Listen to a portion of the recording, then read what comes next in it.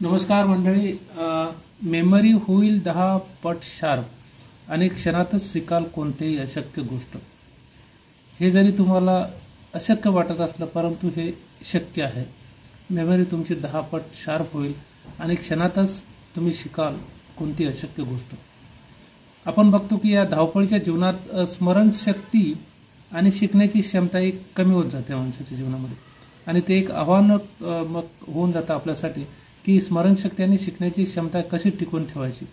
कारण आपण बघतो की कामाचा ताण आपल्याला रोज येतोच. कामाच्या ठिकाणी आपल्याला कामाचा ताण येतो कारण आपण एखाद्या वेळेस आपल्या अपेक्षेप्रमाणे काही घडलं नाही तर आपल्याला ताण नक्कीच येतो आणि त्यामुळे तुमच्या झोपेवर परिणाम होऊ शकतो. त्यामुळे झोपेचा अभाव आणि वाईट आहारसुद्धा एखाद्या वेळेस, कारण तुमचं मन जर कामाचा ताण असेल तर तुमचा किंवा बॅलन्स डाईट आपण ज्याला म्हणतो ते जर आपण घेत नसेल तर त्याचाही परिणाम आपल्या स्मरणशक्तीवर होत असतो. म्हणून कामाचा ताण, झोपेचा अभाव आणि वाईट आहार यासारखे अनेक घटक असतात ते आपल्या मेंदूच्या कार्यावर नकारात्मक परिणाम करू शकतात. परंतु काळजी करण्यासारखं काही नाही, कारण बरेचसे असे मार्ग आहेत, ते सोपे मार्ग आहेत, ते तुम्ही अवलंबले तर तुमची स्मरणशक्ती आणि शिकण्याची क्षमता तुम्ही सुधारू शकतात. फॉर एक्झाम्पल, नियमित व्यायाम करा. आपण बघतो की व्यायाम हा शरीरासाठी खूप आवश्यक आहे. शारीरिक व्यायाम रक्ताभिसरण वाढवून नवीन मेंदू पेशीची निर्मिती करत असतो आणि त्यामुळे स्मरणशक्ती आणि शिकण्याची क्षमता तुमची वाढीस लागते.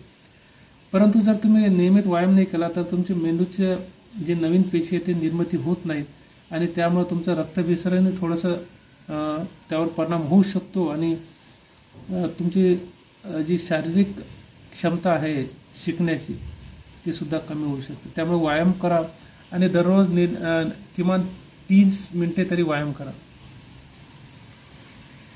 पुरेशी झोप एकदम महत्त्वाची आहे, कारण झोपेच्या वेळी तुमचा जो मेंदू आहे तो नवीन माहिती प्रक्रिया करत असतो. तुम्ही जे दिवसभर तुम्ही माहिती गोळा केली आहे तुमच्या मेंदूमध्ये ती प्रक्रिया तो करत असतो आणि त्यासाठी दररोज तुम्ही 7 ते 8 तासाची गुणवत्तापूर्वक झोप तुम्हाला आवश्यक आहे. म्हणून पुरेशी झोप ही खूप आवश्यक आहे. नंतर संतुलित आहार खूप महत्त्वाचा आहे. मेंदूला योग्यरित्या कार्य करण्यासाठी पोषक तत्वाची आवश्यकता असते.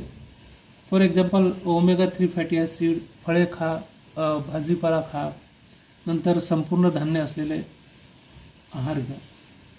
हे आहेत सोपे मार्ग. नंतर पुढचा मार्ग आहे कामाचा ताण कमी करा.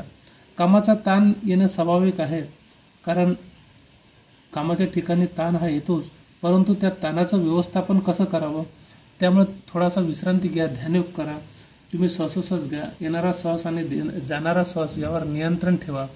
त्यामुळे तुमचं लक्ष केंद्रित होईल आणि नक्कीच तुमचा कामाचा जो ताण आहे तो कमी होणार आहे. त्यामुळं कामाचा ताण कमी करण्यासाठी ध्यानयोग करणं खूप महत्त्वाचं आहे. पुढचा सोपा उपाय आहे नवीन गोष्टी शिका. कारण नवीन गोष्टी आपण शिकल्यामुळं काय होतं की आपण त्यामध्ये गुंतून राहतो आणि मेंदू आपला त्यामध्ये सक्रिय राहतो. फॉर एक्झाम्पल, नवीन भाषा शिका किंवा नवीन एखादं इन्स्ट्रुमेंट वाद्य शिका. त्यामुळे तुमचं कौशल्य वाढेल आणि ते कौशल्य तुमच्या जीवनामध्ये तुम्हाला उपयोगी पडेल. म्हणून नवीन कौशल्य शिकल्यामुळे तुमच्या मेंदूला सक्रिय ठेवण्यास आणि स्मरणशक्ती सुधारण्यास मदत करू शकते. सो नवीन गोष्टी शिका. ही सुद्धा सोपी आणि साधी गोष्ट आहे. नियमित वाचन करा. वाचन करणं खूप महत्त्वाचं असतं. वाचन हे स्मरणशक्ती आणि एकाग्रता सुधारण्याचा एक उत्तम मार्ग आहे. दररोज थोडा वेळ तुम्ही वाचण्यासाठी द्या, कारण आपण फक्त एकच आयुष्य जगतो. परंतु जर आपल्याला 10 आयुष्य किंवा 100 आयुष्य जगाचे असतील तर आपल्याला चांगल्या लोकांचे चरित्र हे वाचायला पाहिजे. चांगल्या लोकांचे चरित्र वाचल्यानंतर आपण त्यांचं सुद्धा एक आयुष्य, त्यांचे अनुभव आपण बघू शकतो की त्यांनी जीवनामध्ये काय केलं, म्हणजे ते त्यांचं आयुष्यसुद्धा आपण जगू शकतो. म्हणून एका आयुष्यामध्ये आपण हजारो आयुष्य जगू शकतो जर आपण वाचन नियमित ठेवलं तर. पुढचा आहे मित्र आणि कुटुंबाशी वेळ घालवा. सामाजिक संपर्क हा खूप महत्त्वाचा आहे. स्मरणशक्ती आणि मनस्थिती सुधारण्यास मदत करू शकते. त्यामुळं समाजामध्ये संपर्क ठेवा, नातेवाईकांमध्ये संपर्क ठेवा आणि त्यामुळे तुमची मेंदू हा जो त्यामध्ये नेहमी सक्रिय राहील.